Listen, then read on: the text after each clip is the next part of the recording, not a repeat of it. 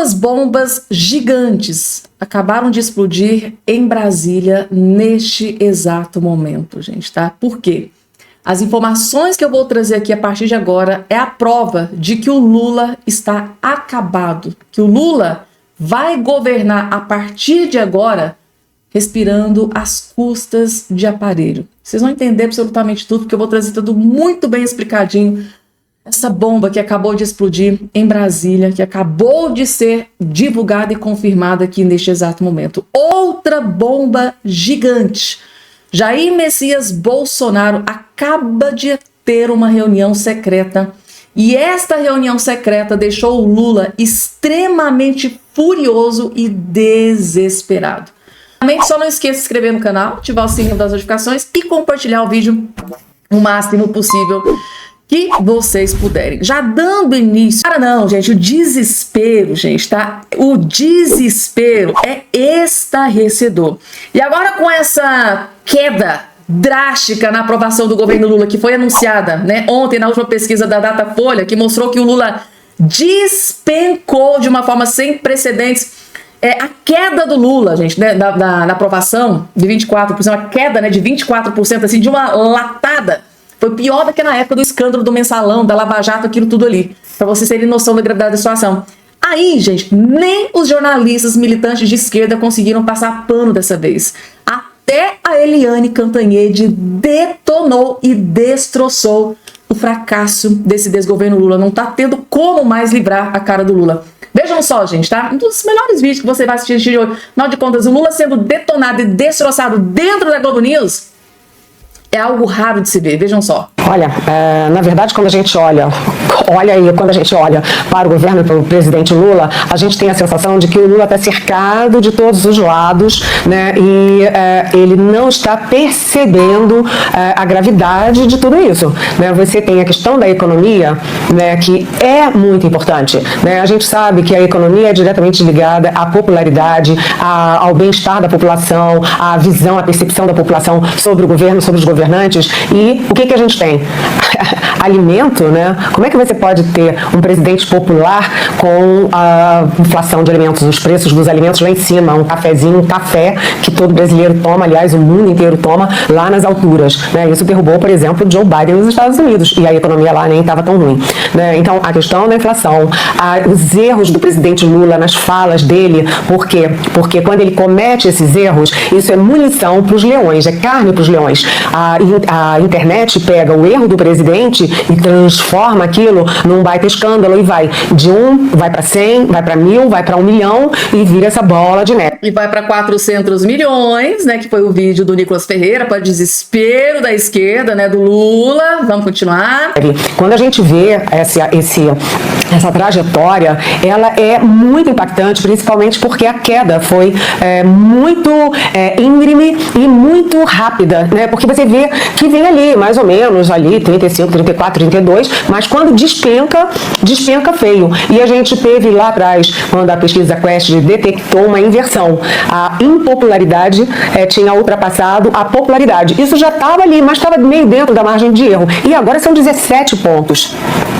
A desaprovação é 17 pontos superior à aprovação, porque a desaprovação aumentou, disparou, né, e a aprovação despencou. E geralmente nessas horas você tem uma gradação, sai de aprovação para indeciso ou para mais ou menos, até chegar lá. E dessa vez não, foi direto de aprovação para desaprovação.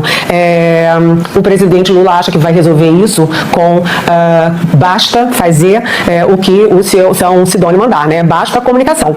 Não basta, até porque o Lula e o PT não põe mais, aspas, povo na rua, né? Porque o Lula, toda vez que dá entrevista para a rádio, ele escorrega, fala um monte de besteira, e porque você não consegue manchetes positivas. Agora, um fator decisivo, com certeza, foi a campanha muito bem estruturada, com muito método e organização do PIX contra o governo e contra o presidente. Gente do céu, militante de esquerda, jornalista Eliane Cantanhede, gente, pisoteou na cara do Lula. Meu Deus do céu, gente, eu não tô acreditando. Eu não tô acreditando que a Eliane Cantanhede mostrou, gente, todo esse fracasso do Lula. Meu Deus, ela teve coragem dentro da Globo News, onde o Lula jorra Milhões e milhões. Gente, o Grupo Globo, vocês não têm noção, gente, tá? São milhões e milhões que o Lula joga ali dentro para eles tentarem livrar a cara do Lula. Mas aqui, gente, não teve como. Depois dessa queda drástica, ela fez questão de pontuar os motivos pelos quais o Lula tá aí, despencou. Igual uma jaca podre, gente. O que eu tô repetindo aqui nos últimos vídeos. Essa é a frase que define o Lula, despencou como uma jaca podre. Mas assim, daquelas bem... Ai, gente, que situação pro Lula. A situação pro Lula tá terrível, gente, tá? E aí, gente, pela primeira vez, eu concordo em gênero... Eu nunca pensei que fosse dizer isso, mas pela primeira vez eu concordo em gênero, número e grau com cada uma das palavras da Eliane Cantanhede aqui nesse vídeo. Ela realmente mostrou que o Lula caiu de forma drástica, despencou, ainda pontuou ali os motivos pelos quais ela acha que o Lula... derreteu, definhou, gente, degringolou, acabou. O governo Lula está aniquilado, acabado, gente, tá? E daqui a pouco,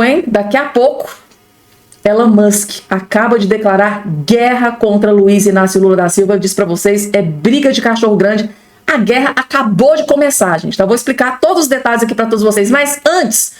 O prêmio de maior passador de pano para Lula da Silva vai para o jornalista, o chefe Mor. Do lado das mulheres, a chefe Mor é a Miriam Leitão. Do lado da esquerda, o chefe Mor, passador de pano para o Lula, é o Reinaldo Azevedo, sem a menor sombra de dúvida. E o prêmio para maior passador de pano para o Lula vai para Reinaldo Azevedo. Gente, assistam.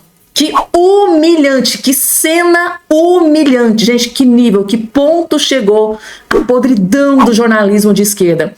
Assistam, vejam o Reinaldo Azevedo tentando passar pano para esse governo fracassado do Lula. Assistam, vejam o malabarismo do Reinaldo Azevedo tentando livrar a cara de Lula da Silva. Meu Deus do céu, gente. Que vergonha, o Reinaldo Azevedo, cada palavra que foi dita por ele aqui nesse vídeo. Assistam. Quando vocês tiverem dúvida, primeiro, mas qual que é a definição de maior passador de pano pro Lula? Assista esse vídeo que vocês vão entender. Vamos dar todos os números difíceis, aí depois... Vamos dar todos os números difíceis, aí depois você vai passar pano, né, Reinaldo? Ah, se você acha isso, pode se mandar. Agora, se você quiser refletir comigo, ok. Eu prometo fazer o que eu faço sempre, falar o que eu penso. Ou seja, passar pano pro Lula. Calma, gente, calma que vocês vão ver a humilhação, a vergonha. Pra isso aí, o governo é uma porcaria, tá tudo justificado, etc, etc, etc. Não, eu não acho o governo uma porcaria. E efetivamente ele não é. Esse governo tem uma taxa de desemprego, por exemplo, a mais baixa da história. Taxa de desemprego divulgado pelo IBGE do Postman, aliado do Lula. Dá pra confiar? Só mesmo o Reinaldo Azevedo, né, gente? O poder real de compra dos salários voltou a patamares elevados do real. Em que país que ele tá falando? Que aqui no Brasil não é? Será que o Reinaldo Azevedo vai no supermercado, gente? Será que ele tá sabendo que meio quilo de café tá custando R$30 hoje no supermercado? Será que ele tá sabendo que um quilo de picanha tá 90, 100 reais? Será que ele tá sabendo que o botijão de gás hoje tá cerca de 140, 150 reais? Em que país vive o Reinaldo Azevedo? Que poder de compra do salário para ele... Meu Deus... Não é?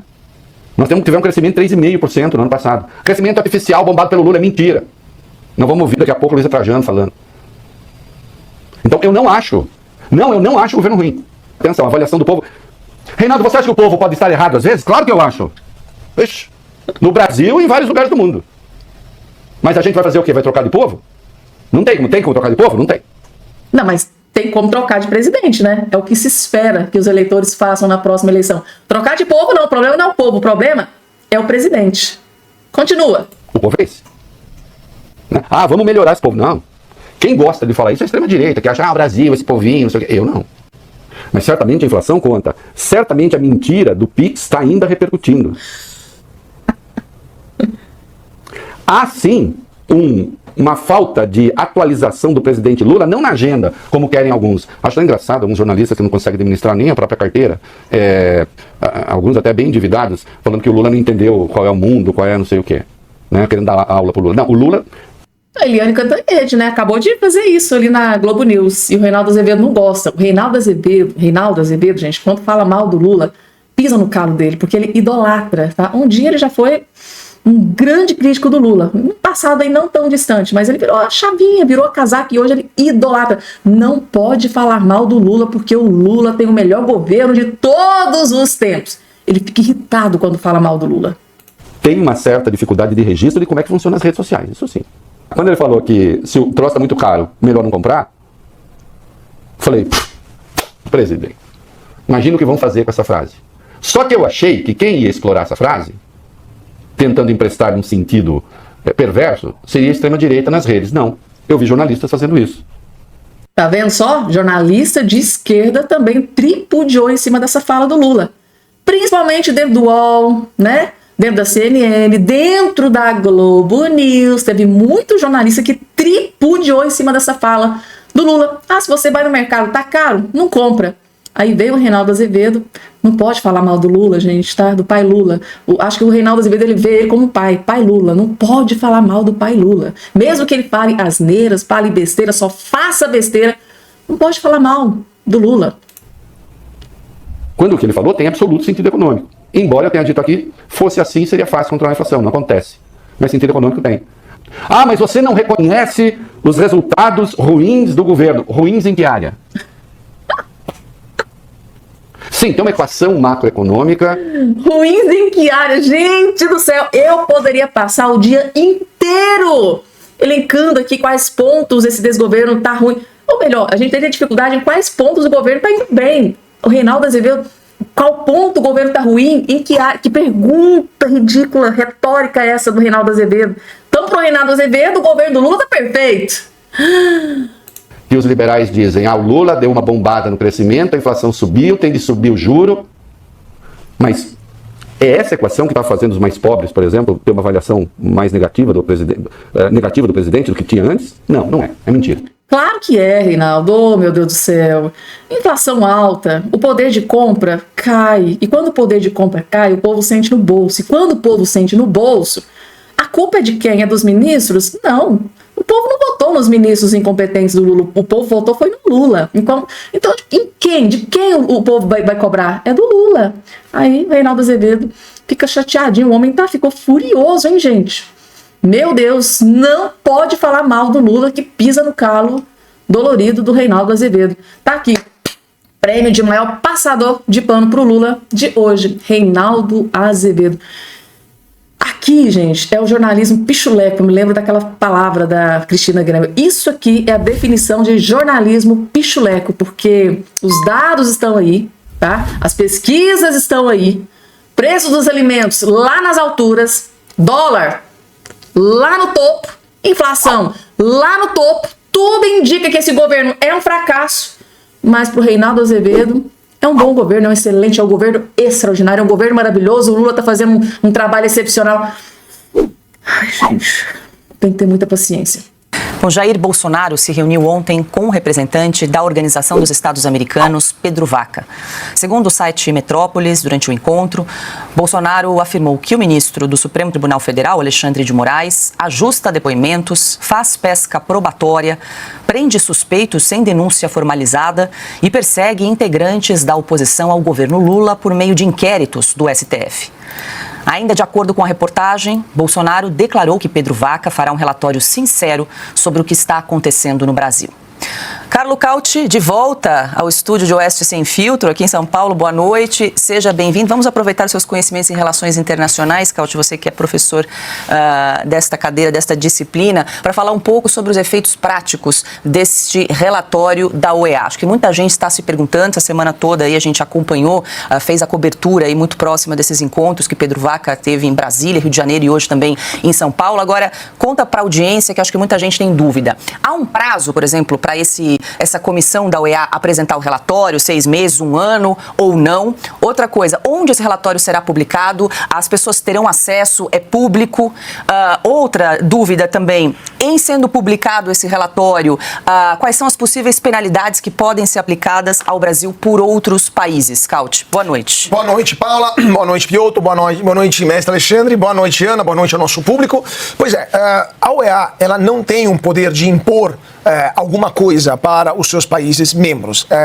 Uma organização que reúne os estados americanos já teve um papel muito relevante em denunciar. No passado já denunciou violações dos direitos humanos, abusos da liberdade de expressão. Por exemplo, um dos últimos relatórios sobre a liberdade de expressão produzidos pela OEA foi sobre Cuba. E o relatório, está dando uma olhada aqui, é de 2022, se não me engano, e o relatório fala justamente que há mais de meio século, Cuba é governada por um regime de partido único e o Estado restringe de forma severa a liberdade de expressão, associação, reunião, etc. Ou seja, a OEA denuncia aquilo que está acontecendo nos vários países onde essa liberdade é coibida.